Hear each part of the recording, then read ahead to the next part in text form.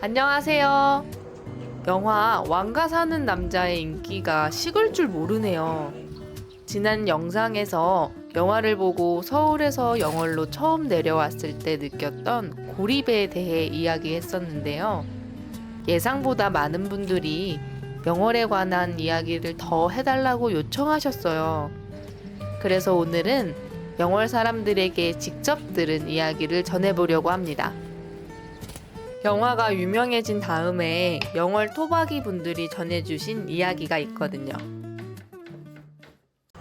영월에 단종의 무덤인 장릉이 있는데요.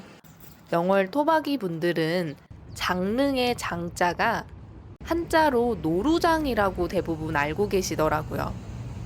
실제로는 엄할 장자를 쓰는데 말이죠.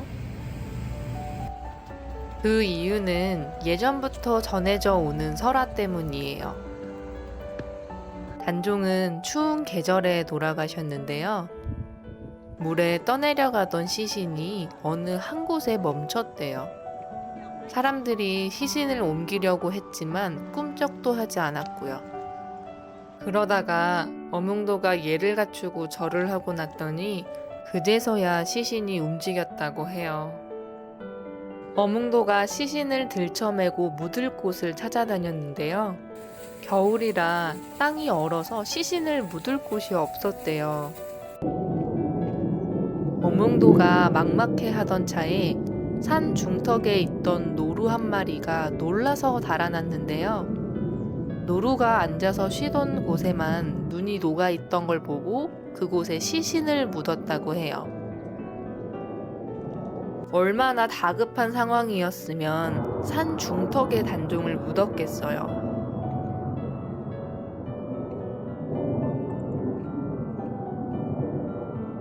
그런 설화가 있어서 그런지 영월 분들은 장릉의 장자가 노루장이라고 알고 계시더라고요. 그렇게 시신을 묻고 어몽도의 가족들은 영월을 떠나서 생활을 하셨대요.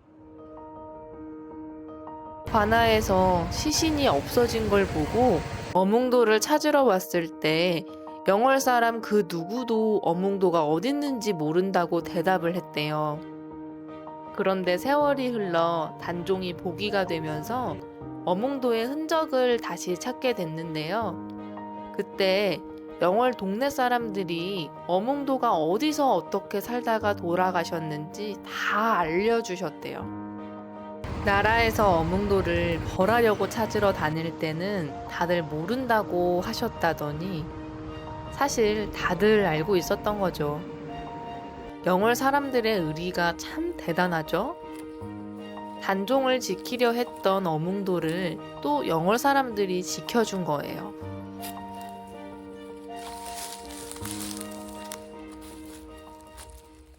영월 분들이 지금까지 이런 설화를 빠삭하게 알고 계시다는 사실이 너무 신기한 거 있죠. 그래서 친한 언니한테 이런 설화에 관해 얘기를 했더니 영월에서 태어나서 자란 사람들은 대부분 영월에 대한 역사적 사실을 알고 있을 거라고 하더라고요. 알고 봤더니 학교 다닐 때 일주일에 한 번씩 애향노트라는 걸 썼대요. 영월에 관한 역사적 사실들을 잊지 않고 고향에 대한 소중함을 일깨워주기 위해서였나 봐요. 지금 학교를 다니는 친구들도 애향노트를 쓰는지는 잘 모르겠지만 30대인 언니가 고등학교를 다닐 때까지만 해도 애향노트를 썼다고 해요. 영월 분들은 자기가 살고 있는 지역에 대한 애착이 굉장히 크신 것 같아요. 그래서 영화를 보신 분들 중에 현실 고증이 잘못됐다고 지적하는 부분도 있었어요. 영화에서 단종이 유배를 와서 청령포로 넘어갈 때 뗏목을 탔거든요. 사실 실제로는 뗏목을 타지 않고 왕이 지나가실 수 있게 섭다리를 만들었다고 해요. 가마를 양쪽에서 들어야 하니까 섭다리를 2개를 만들어서 지나가실 수 있게 했대요. 그래서 영월 주천면이라는 곳에서는 장마가 끝나면 매년 섭다리를 새로 만들어줘요. 나무와 흙으로 만든 다리라 장마철에는 물에 휩쓸려 가서 다리가 없어지거든요. 매년 그렇게 섭다리를 만들고 마을 사람들끼리 작은 축제를 즐기기도 하는데요. 왕가 사는 남자 영화가 유명해졌으니 우리도 이제 현실을 반영해 섭다리를 2개를 만들어야 되는 거 아니냐는 우스갯소리가 동네에서 떠돈다고 해요. 참 재밌죠? 영월 분들은 고향에 대한 애착도 크고 자기 사람이라고 생각이 들면 물심양면으로 잘 챙겨주시는 것 같아요. 영화에서도 단종이 처음에는 영월 생활에 적응을 못했지만 시간이 지날수록 영월 사람들에게 정을 붙였잖아요. 글 공부도 가르쳐주고 점점 마음을 열어가는 장면이 있었는데요. 저도 처음에는 외지인이라는 시선을 받기도 했지만 영월의 삶에 익숙해지면서 영월 사람스럽게 지내다 보니 저를 도와주시는 분들이 많아졌어요. 특히나 먹을 것들을 많이 챙겨주시더라고요. 제가 농사를 짓는 분들과 가깝게 지내서 그런 것 같기도 한데요. 직접 담근 고추장이나 된장을 챙겨주시기도 하고요. 집에 초대해서 밥을 차려주시는 분들도 계셨어요. 그리고 영월에서 친해진 친구네 집에 놀러 가게 되면 거기서 고추라도 따가고 파도 뽑아가라며 이것저것 챙겨주시곤 했어요. 그렇게 얻어먹은 애호박이나 가지들이 얼마나 맛있었는지 몰라요. 그리고 결혼을 한 뒤부터는 동네 분들과 함께 모임을 갖는 시간이 더 많아졌는데요. 처음에는 적응하기 힘들 정도로 자주 만나시더라고요. 사실 제가 처음 영월에 와서 힘들었던 부분이 시간 개념이었거든요. 서울에서는 친한 친구들도 1년에 한두 번 만나는데 영월은 2주 정도 연락을 안 하면 관계를 유지하지 않겠다는 걸로 받아들이시더라고요.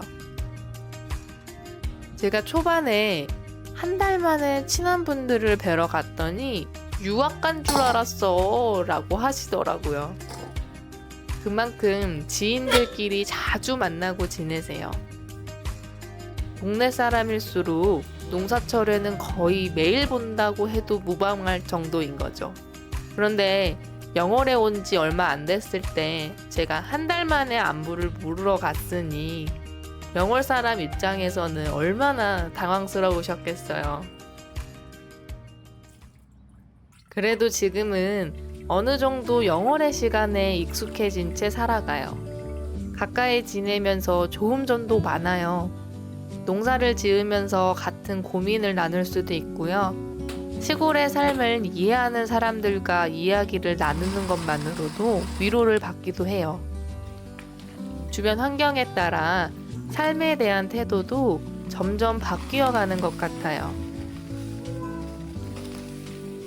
이제는 저도 일주일 정도 동네 사람들 소식이 안 들리면 잘 지내시나 싶은 생각이 저절로 들더라고요. 저도 영월 사람이 되어가나 봐요. 영월 사람들이 어몽도를 지켜줬듯이 지금도 영월 사람들은 자기 사람들을 따뜻하게 챙겨주시는 것 같아요. 저도 그 따뜻함 속에 영월 사람이 되어가고 있고요. 다음번에는 다시 농사 이야기로 돌아가 보고 간간히 영월에서의 삶에 대한 이야기도 들려드릴게요. 서울 사람이 시골에 적응해가며 살아가는 모습을 꾸준히 지켜봐 주세요. 그럼 구독 눌러주시고 다음에 또 만나요. 안녕!